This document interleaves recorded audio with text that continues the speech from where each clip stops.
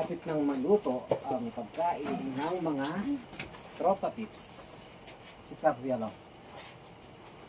Lingan kang pamipiolo. Diba? Oo, may nunan, oh. Napakalambing ni Piolo, mga kabis.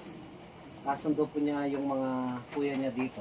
Simula kay Siringkit, Taika, hanggang kay Kuya Jumbo. Paborito niyang kalaro si Samson at si Siringkit. Si ano naman, si Papi ka napakalambing din. Bali magkapatid po silang dalawa.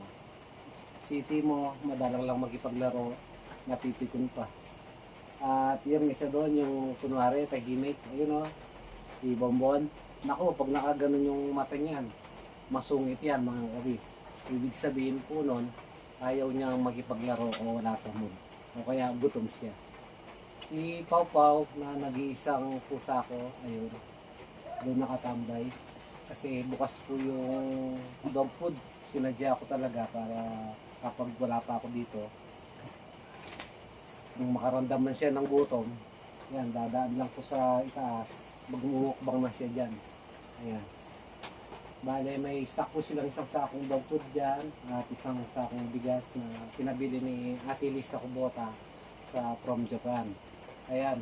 At yung pinabili naman ni Kuya Roy, mga kabis, nasa bahay pa, hindi pa naidadala. Maliban kasi sa mga tropa tips natin dito, ay may grupo pa sila doon sa may Santa Cruz. So, ayun, baka bibili pa ako niya ng mga gulay at shampoo nila na magagamit ng mga kabady natin dito. At dog food pa siguro, pinabibili naman ni Ate Ranilyn Jordan. Ayan. So, ayun, pakakainin ko muna mga kabis, yung mga tropa tips. Alam ko na gutom na sila. Okay?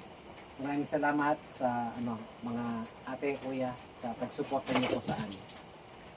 God bless po. Ba, sino yun? Timo, alimen. Poison frog.